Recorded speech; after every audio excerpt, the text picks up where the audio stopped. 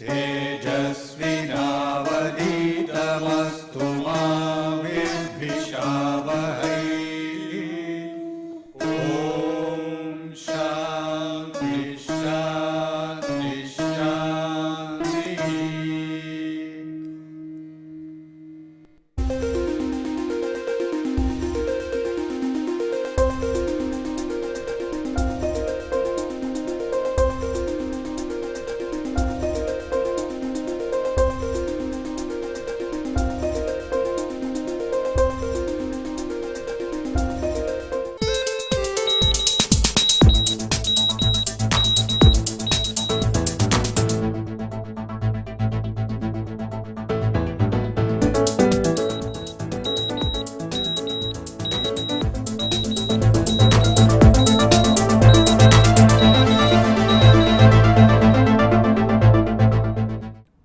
Hello everybody.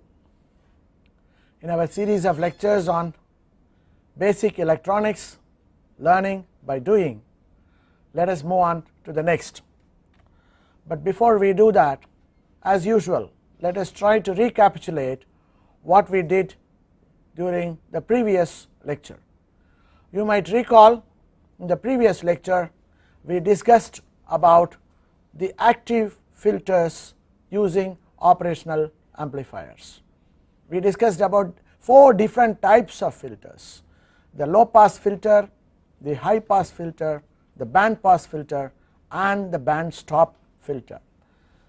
So that almost brings us to the end of the different application circuits on operational amplifiers that we have been discussing for quite some time.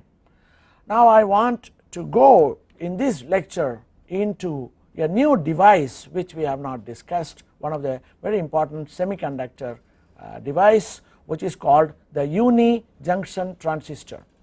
You are already familiar, we have discussed in our earlier lectures about the bipolar junction transistor, where you have 2 junctions, the emitter base junction and the collector base junction. So this is called a bipolar junction transistor because the conduction also is bipolar in those transistors. The conduction contribution comes from both the holes and the electrons, as we discussed. Now in this lecture I want to talk to you about a new device which is called the uni-junction transistor. This uni-junction transistor is very useful in several applications, including oscillators and things like that, and the construction, as you can see on the screen, is a very simple device. You have an N channel, you have an N type semiconductor which I call N channel, and you have a small region of the P type of semiconductor which I call here P plus. The P plus here means it is heavily doped P region, that is what it means when I say P plus, because P itself is positive. P plus means highly doped P region. So you have an N region and a small region at which the P is doped, P type of semiconductor is formed, and that P region is having one terminal which is called the emitter, and the block of semiconductor, N type semiconductor, which I call channel, has got 2 leads, B1 and B2. These are called the bases.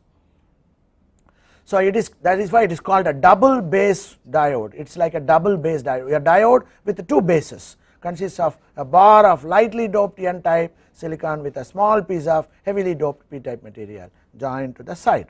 So that is basically the construction. The device has got a unique characteristics. Usually when the characteristics show a negative resistance region, it becomes very useful in oscillators and all that. So this is one device which also shows a negative resistance region in its characteristics. We will discuss that. So when it is triggered, the emitter current increases regeneratively until it is limited by the emitter power supply. That is a basic characteristic of this device. Due to these characteristics, the uni-junction transistor can be employed in variety of applications like switching, pulse generator, sawtooth generator, etc. We will also see some application circuits based on this device. So the figure, if you look at the figure, the N type semiconductor is a basic resistor. Depending upon the doping level, it will act like a resistance. So that is why if I see here I have shown a resistance here inside this box which characterize the n type semiconductor, and you have a diode here.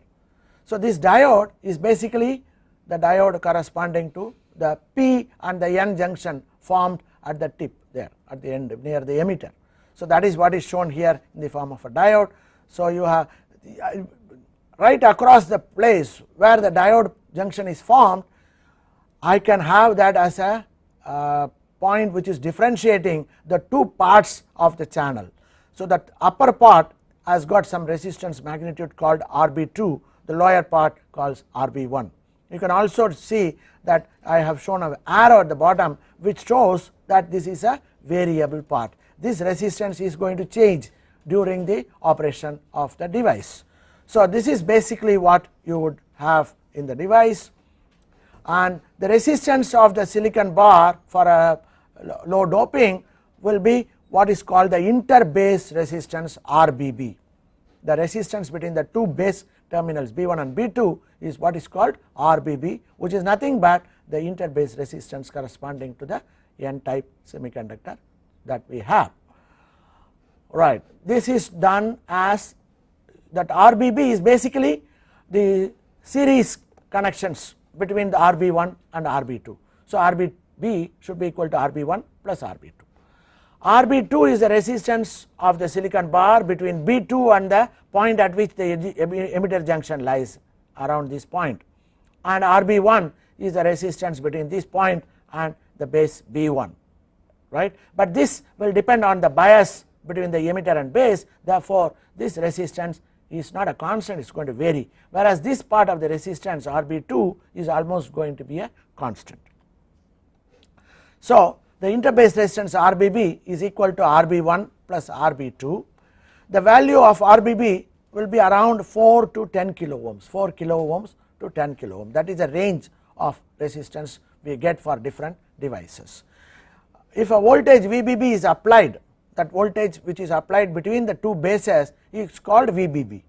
This voltage when it is applied between the bases with the emitter open, this voltage will be divided by Rb1 and Rb2. So at the midpoint you will have a voltage which is corresponding to the values of Rb1 and Rb2. So what will be that voltage? That is the voltage which is coming across the resistance Rb1. So that will be V1 if I call it, it will be equal to, you know what the potential divider will do, Rb1 divided by Rb1 plus Rb2 times Vbb. These are very well known things. So Vbb divided by Rb1 Rb2 gives the total current, current multiplied by resistance Rb1 gives me the voltage developed across Rb1, and therefore that will be the V1 voltage I call. So the ratio of V1 by Vbb, if I bring it, that will be proportional to Rb1 divided by Rb1 plus Rb2 from this equation. So this ratio is called the intrinsic standoff ratio. The Rb1 plus divided by Rb1 plus Rb2 is called the intrinsic standoff ratio of the UJT, unit junction transistor, and is represented by a Greek letter eta. So I am showing here the character eta. So eta is equal to Rb1 plus Rb1 plus Rb2. The value of eta usually will be again 0.5 to 0.8. That means what? The junction, p type junction will be formed near about the middle of that silicon channel, n channel, or above that junction. So more than half. That is why it is either 0.5 or more than 0.5, nearly about 0.82 or so. That will be the range. It will normally be given for a given UJT, it will be specified by the manufacturers, and you can also determine that by performing an actual experiment, by performing a characteristic study.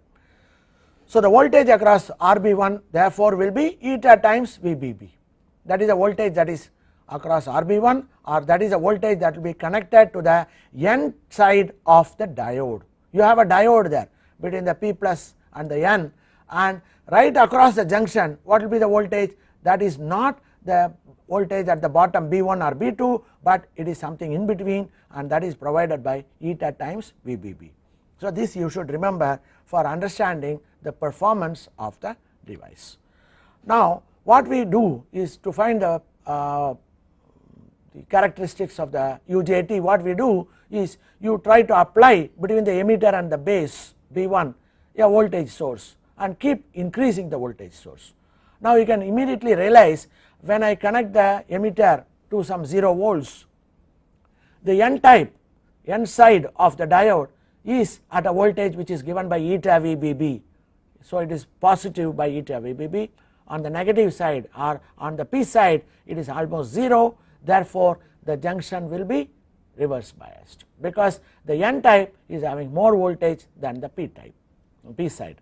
Now what I do, I slowly increase the voltage source that I have connected between the emitter and the ground or emitter and the B1 slowly, and you find as I increase there won't be any current till I reach the threshold value for the diode to be forward biased.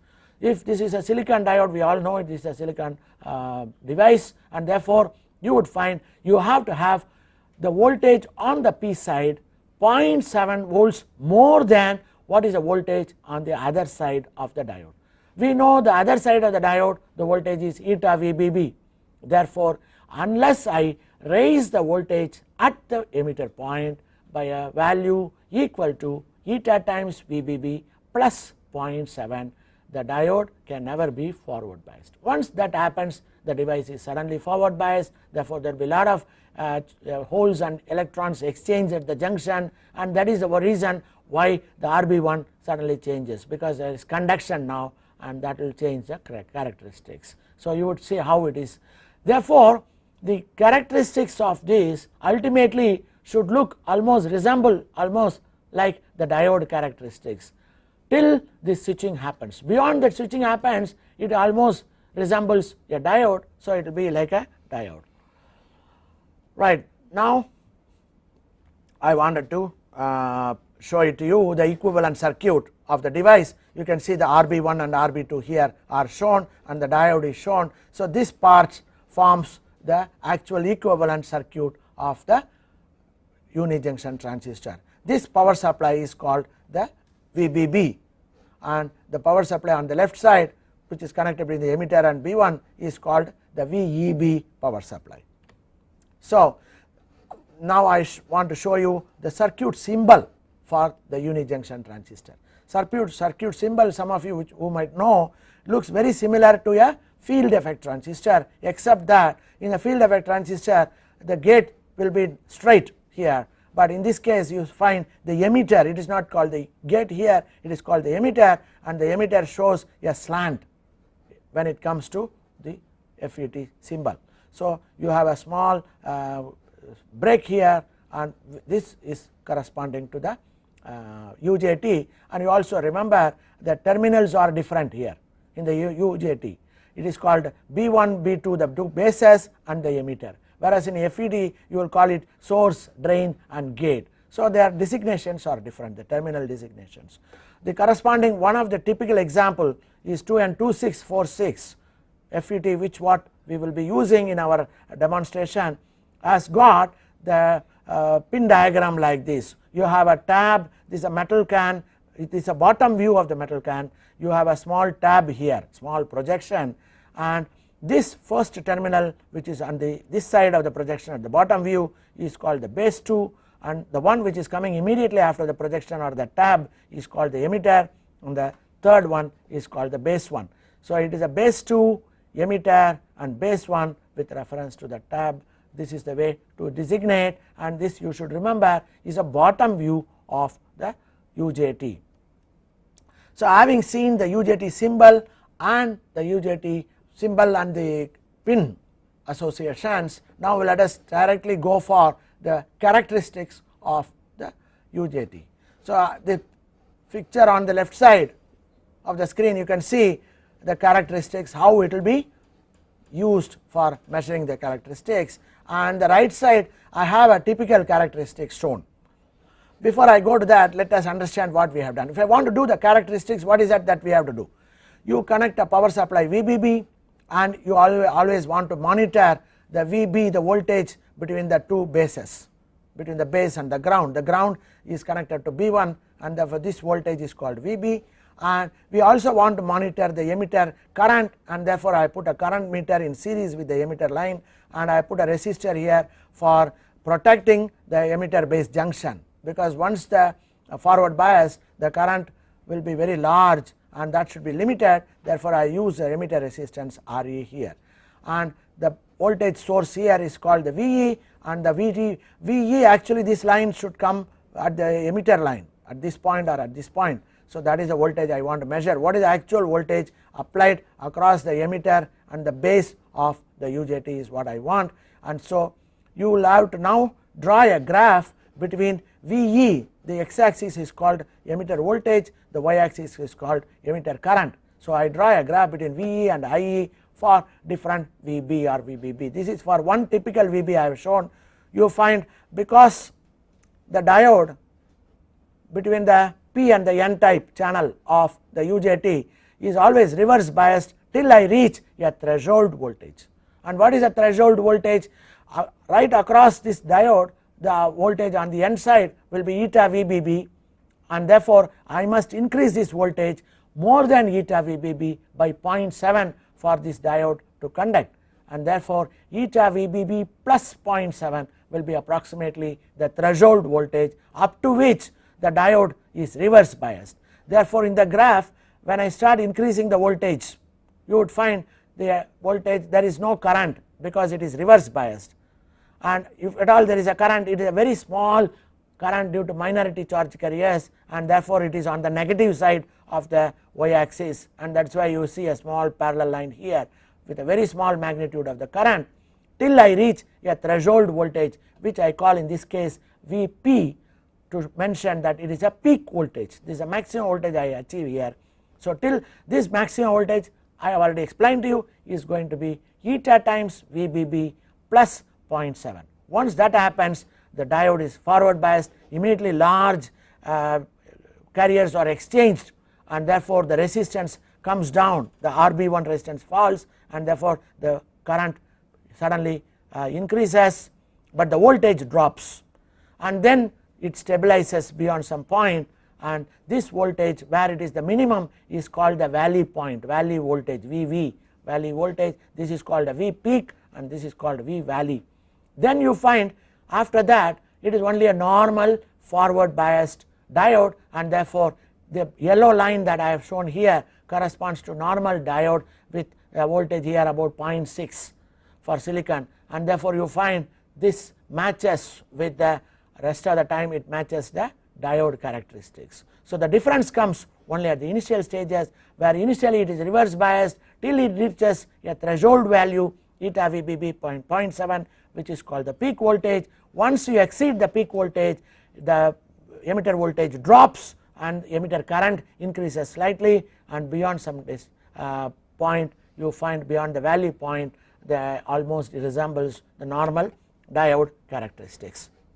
So this is the characteristics of the UJT. First we will try to see the characteristics of the UJT, and later we will try to use the UJT for different application.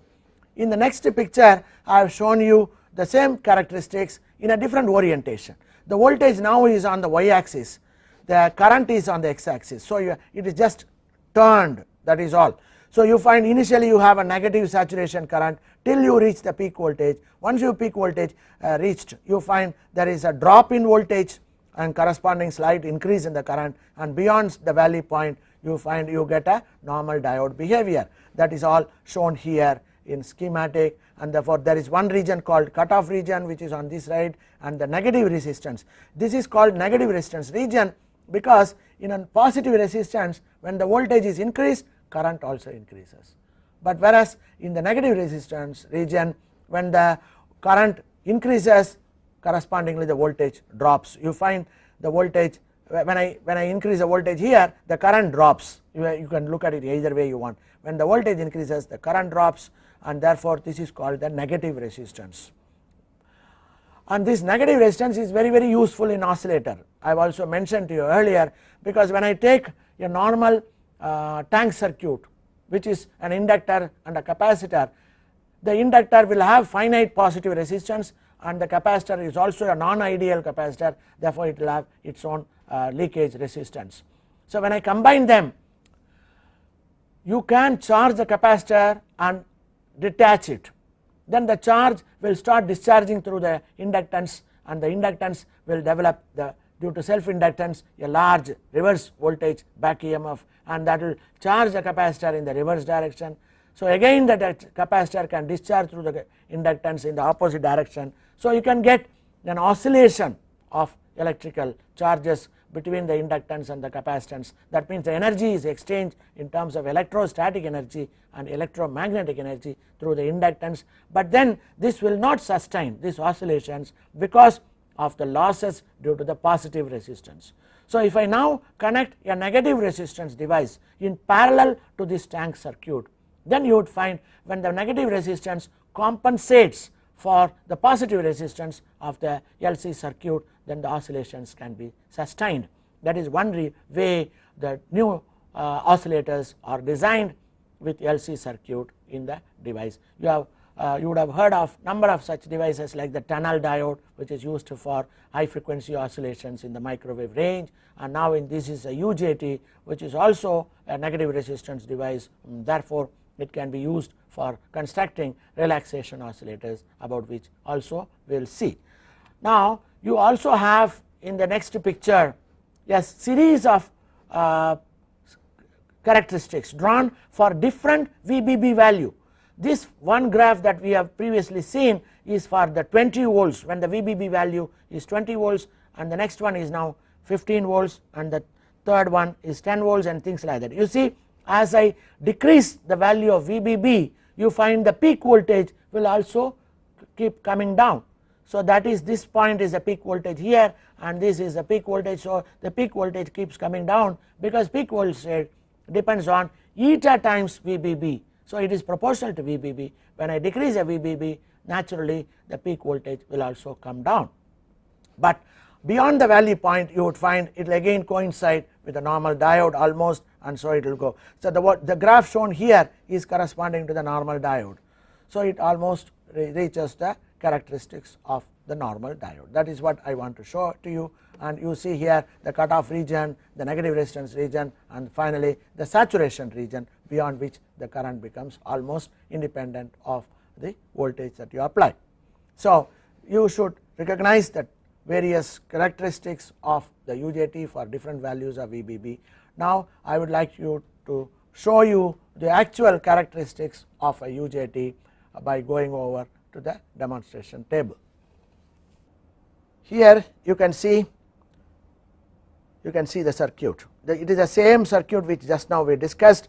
You have the current meter here for measuring the IE, the emitter current, and you have a voltmeter connected between the emitter junction and the ground, which will measure the VE. So we are going to draw a graph between VE and IE. This resistance is basically for safety to protect the diode and at the junction, and then you have the two bases B1 and B2, and I have put two resistors here. One is about 50 ohms or 33 ohms, the other one is about 1 kilo ohms. It can be still smaller, they will only reduce the total current. So I have a 5 volts power supply. The VBB that I am going to now try is with about 5 volts, and with keeping this 5 volts constant, I am going to vary the VEB voltage from some 0 to some 3 or 4 volts, and let us see what happens at the ammeter and the voltmeter. This ammeter, now before I go to the ammeter, you can see the UJT here, the metal can, the very small one, and you have a tab. I do not know whether you can see the tab, very small tab is on this side, and with reference to the tab, the base 1, base 2 and the emitter are understood, and that wiring is done. So this is the base 2, this is the base 1, and this is the emitter side. This is the resistor 1K that I have shown here, and I have connected this meter, this is the analog meter, which is 0 to 10 milliampere for measuring the IE. This is the IE current that is being measured using this, and you want also the VE. This is the VE. I will put it into voltmeter range, right. So this measures the voltage between these 2 points. So you can see the red line goes to this meter and the black line goes to both of them go to this meter, and therefore this is for the VE, okay. And then you have another multimeter here, right.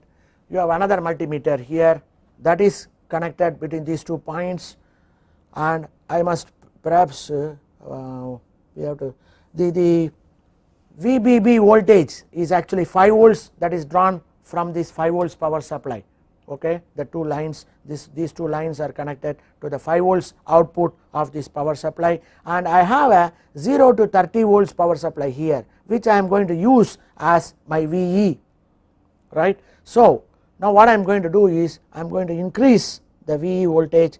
I want you to look at the current meter as I increase the voltage.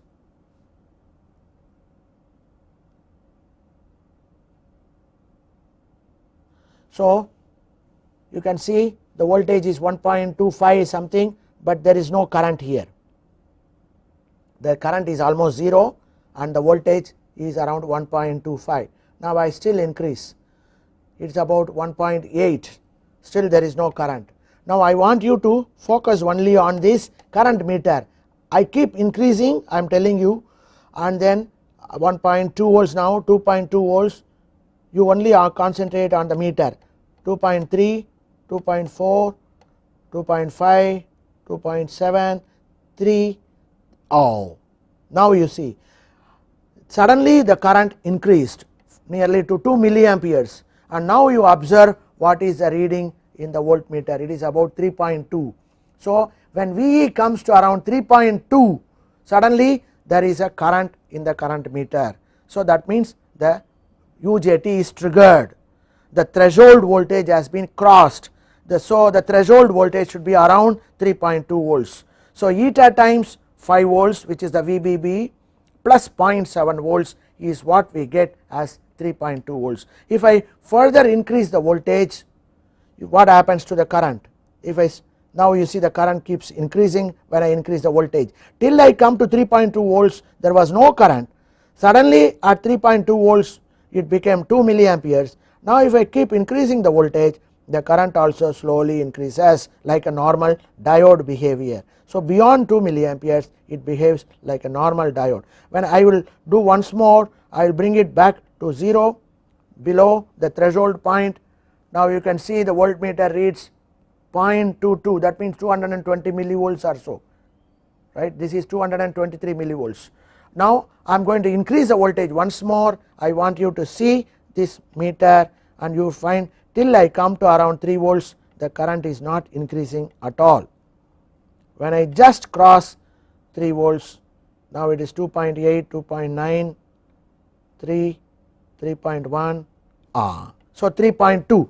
Just around 3.2 when I exceed, you find this multimeter, this current meter showed a sudden jump from 0 to 2 milliamperes. That means this RB1 which is inside is now different, the resistance has dropped and therefore more current flows, and therefore it comes to 2 milliamperes.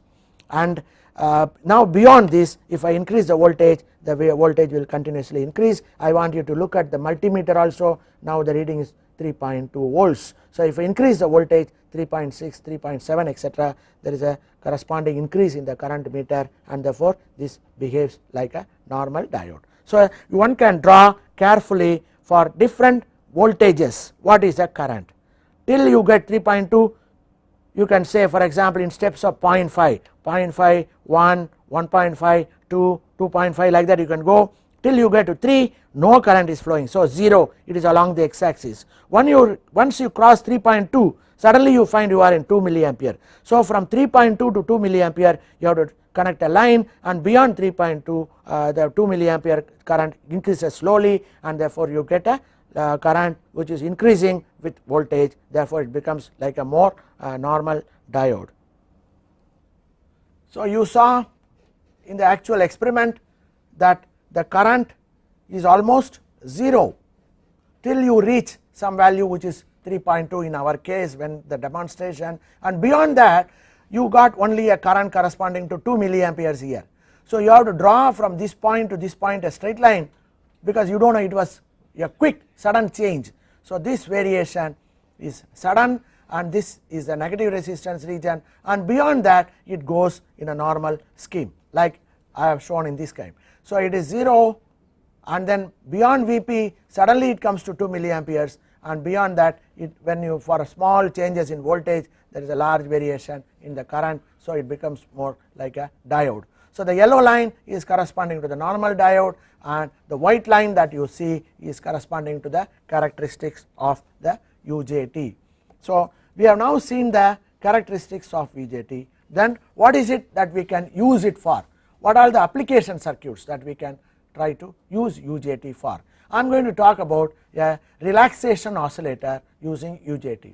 We have already seen relaxation oscillators using different devices. For example, you have used basic transistors to form the bistable and astable multivibrators. They are also some kind of relaxation oscillators, because you find the two transistors are not working all the time. They relax for some time and they conduct for some time alternatively, and therefore it is called a relaxation oscillator. In all relaxation oscillator you would find there will be a time constant involved, an RC circuit involved. So in this UJT relaxation also you will have an RC circuit. You may also recall in the case of operational amplifier we had a relaxation oscillator, right, and here I have shown you the circuit of a relaxation oscillator. I have played a very simple trick here. What is that I have done? I have used an R and a C at the emitter circuit from the same VBB I have connected, and the midpoint of the RC I have connected to the emitter. So you have the same two resistors here at the RB1 and RB2 connected externally, and you have an RE and you have a C. So this RE can also be a variable resistor. So now what is going to happen, you all know, the moment I switch on the power supply, the current will start charging the capacitor through the resistor 10K that I have connected here. So as the charge is accumulated here, the voltage across the capacitor will keep increasing.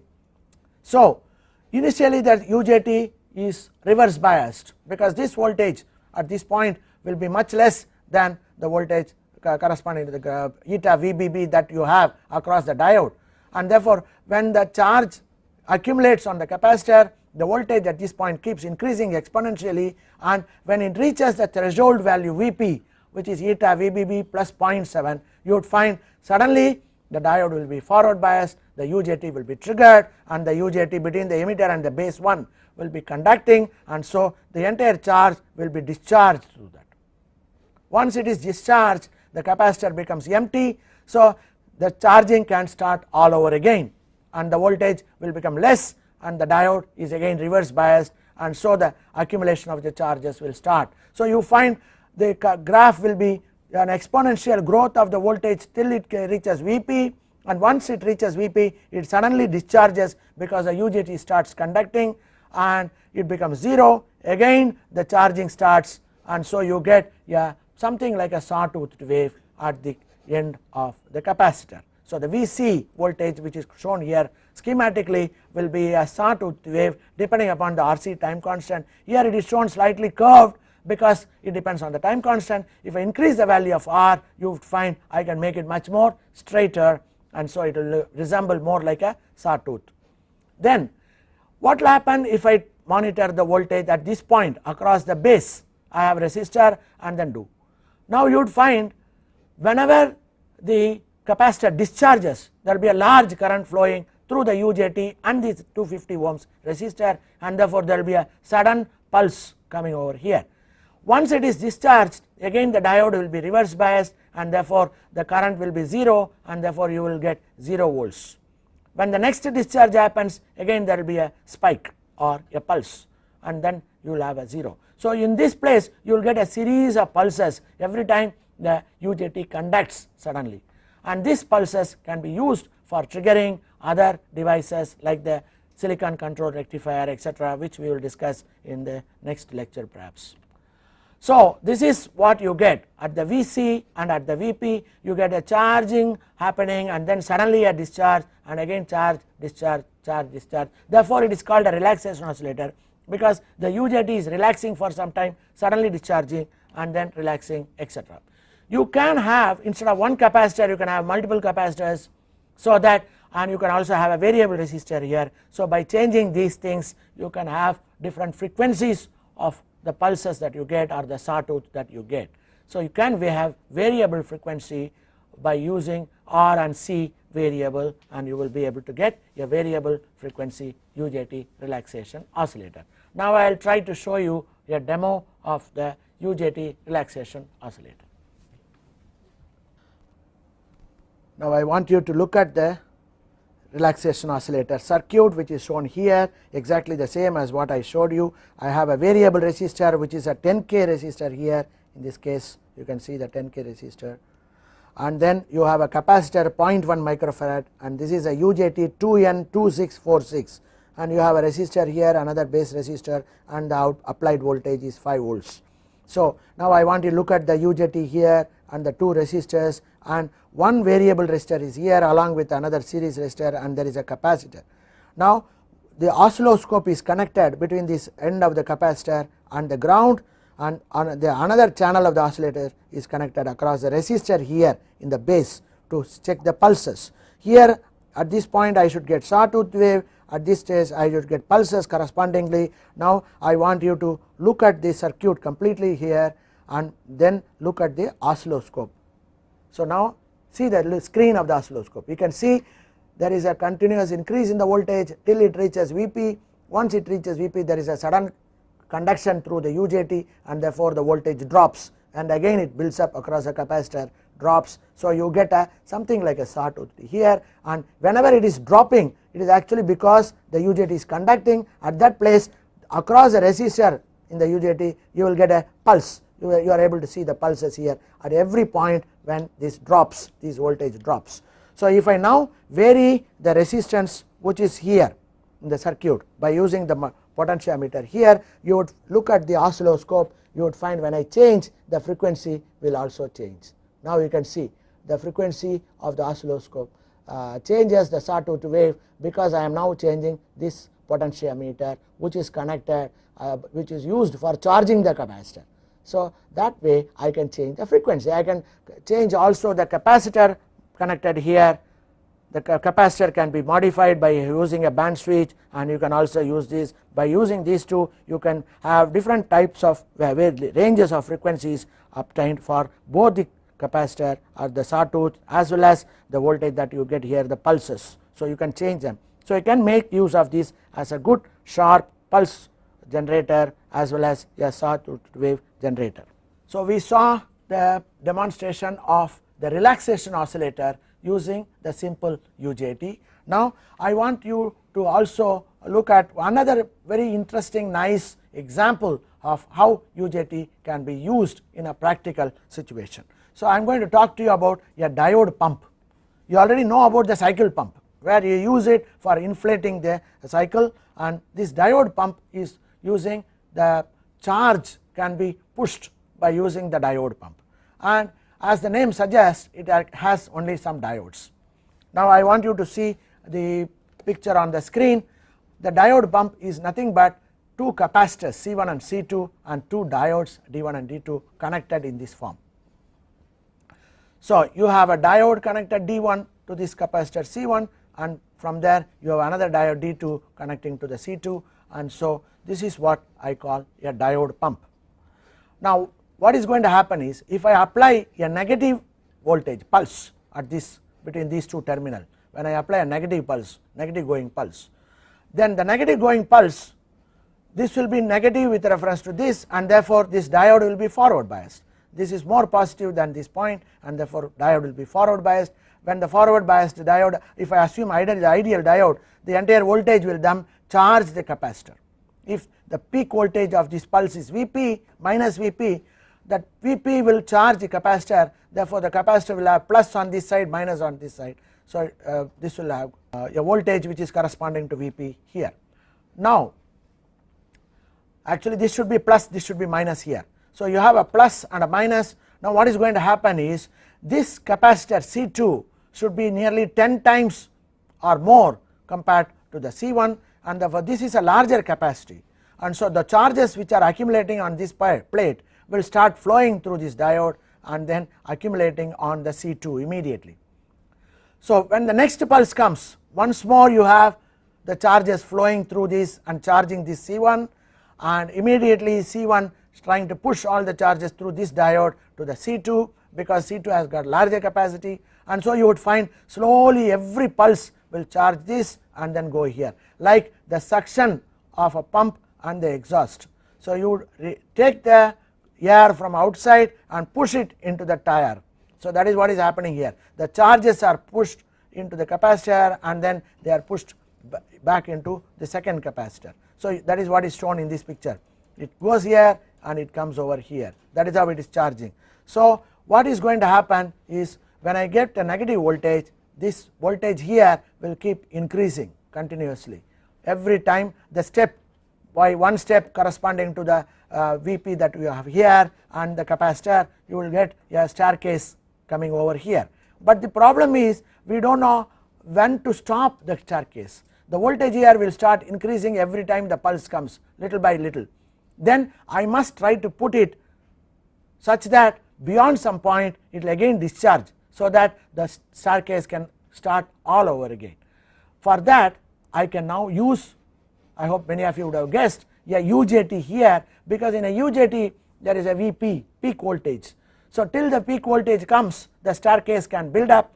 Once the peak voltage comes, it immediately makes the UJT conduct, and therefore discharges this capacitor, and therefore the staircase is brought to 0, and again the whole staircase can start building up once more.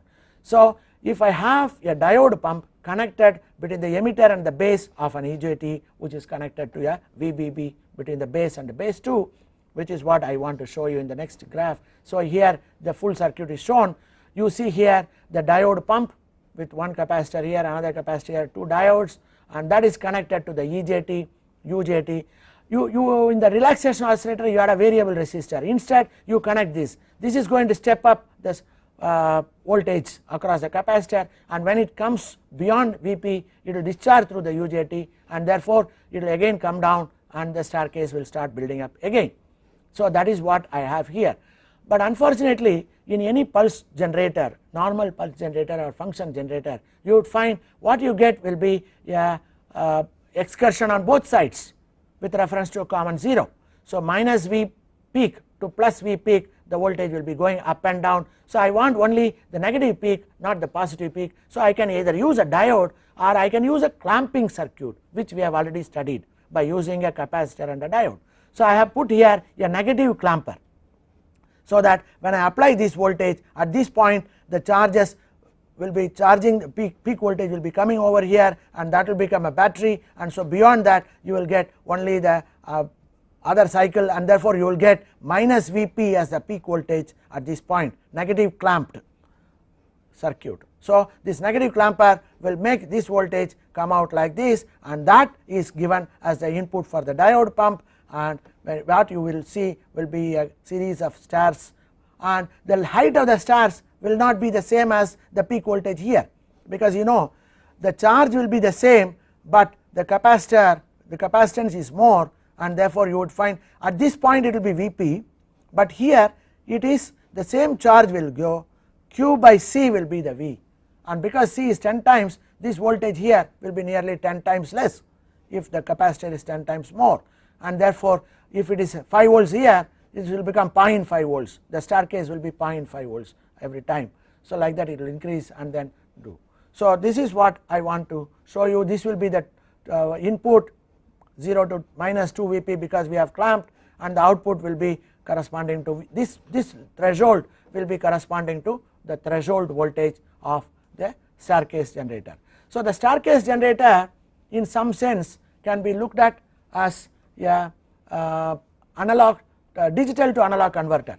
So these are all digital signal, because you have only pulses 0 to high and back to 0 etc., or 0 to minus and then 0 minus etc. So this is a digital input. Now what you get is an analog output, your continuous variation of these pulses, and therefore this in one sense can be also considered as a digital to analog converter, and this staircase generator is useful in many applications, including for curve tracing in the case of transistors and other devices when you want to change the base voltage in steps, you can use the staircase generator at the base, so that it goes in steps of some voltage and the base current keeps increasing. So this can be used for several such applications. Now I want to show you the actual diode pump working in the same circuit I would have drawn on the breadboard, and then we will see how it works. So you can see the diode pump using a staircase generator using diode pump.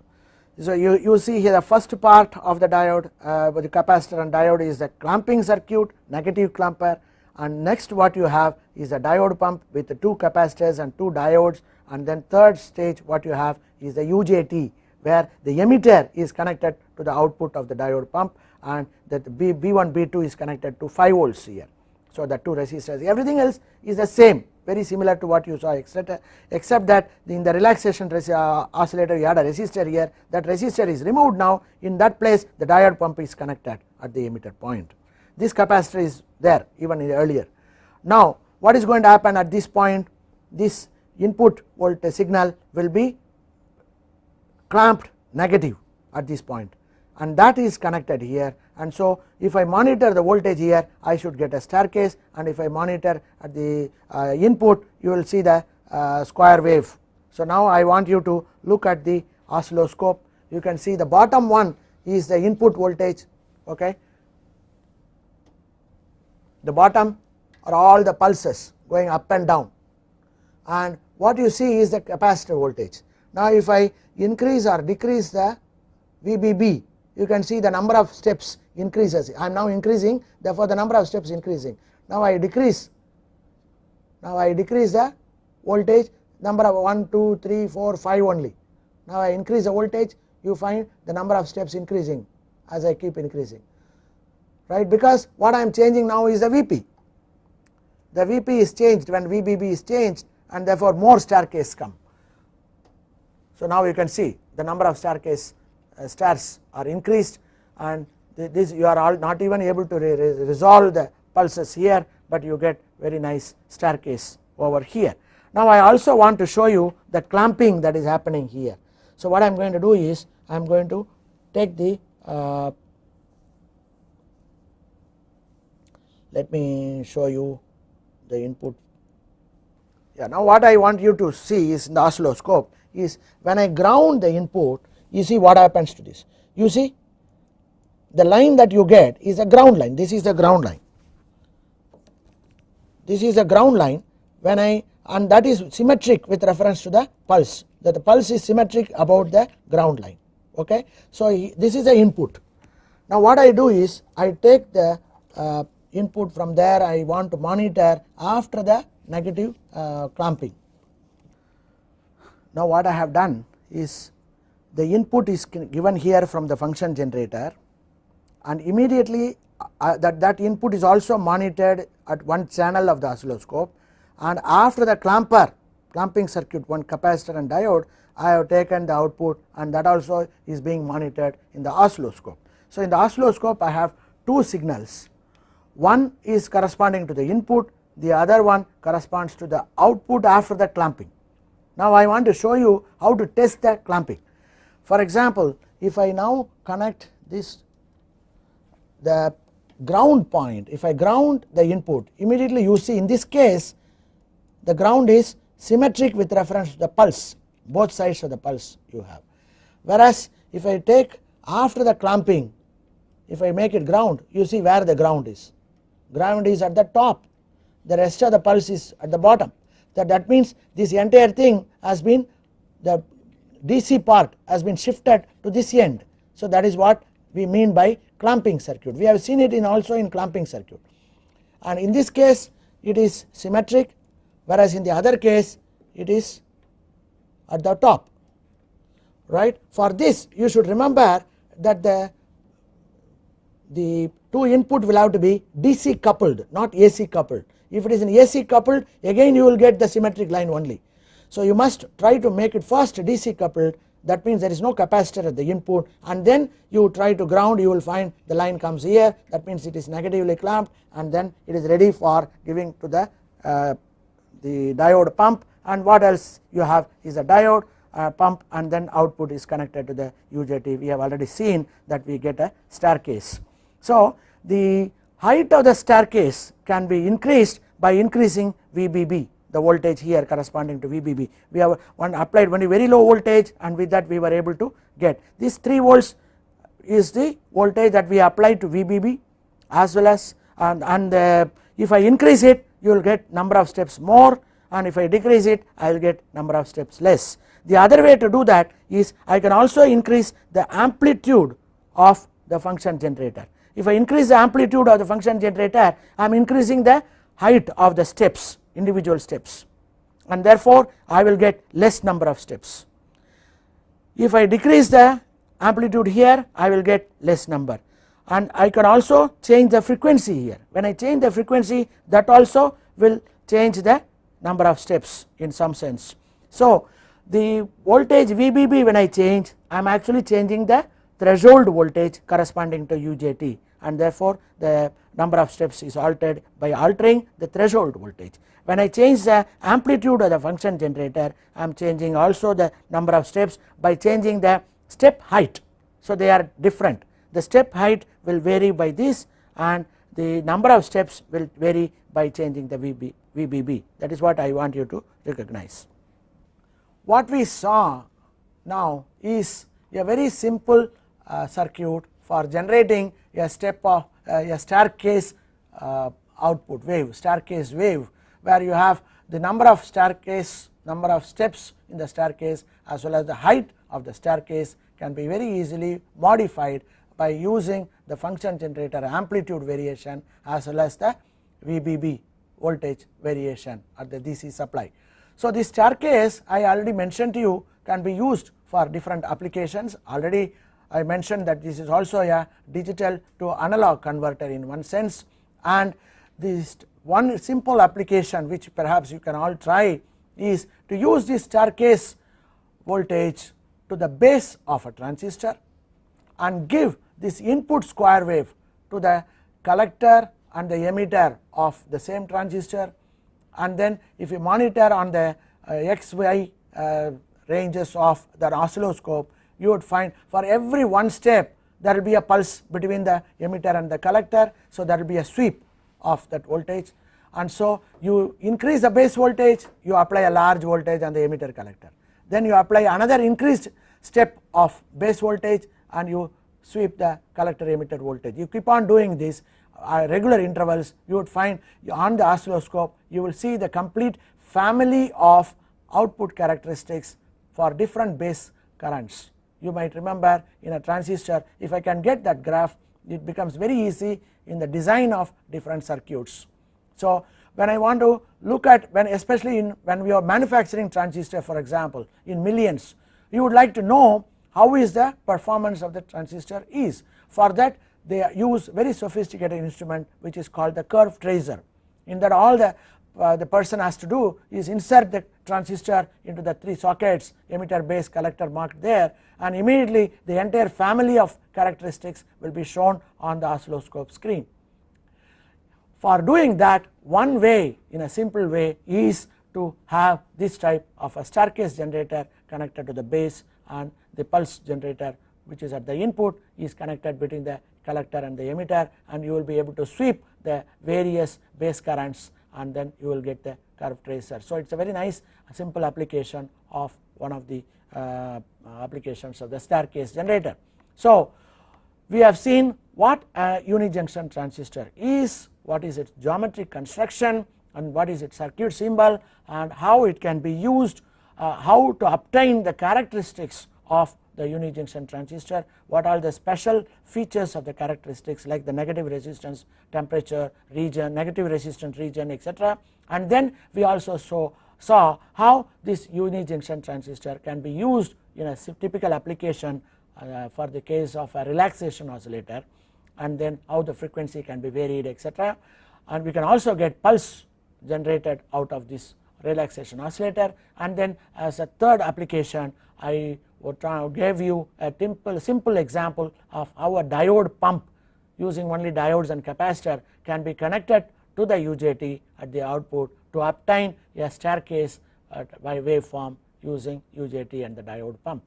So thank you very much.